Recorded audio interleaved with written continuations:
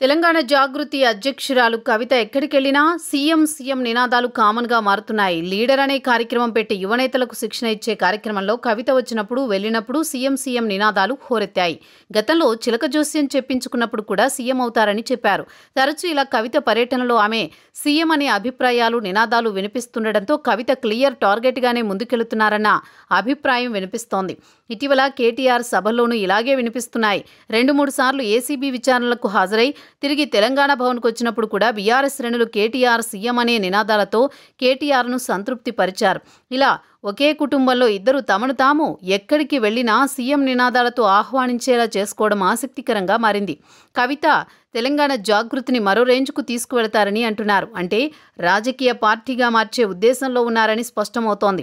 ఎవరు మద్దతుగా వచ్చినా రాకపోయినా తన రాజకీయ పయనం మాత్రం ప్రణాళికాబద్ధంగా ఉంటుందని ఆమె సంకేతాలిస్తున్నారు. అంతేకాదు తన టార్గెట్ కూడా ఏమిటో ఆమె మద్దతుదారుల నినాదంతోనే స్పష్టతనిస్తున్నారు. ఈ పరిణామాలు బీఆర్ఎస్కు మరింత ఇబ్బందికరంగా మారుతున్నాయి.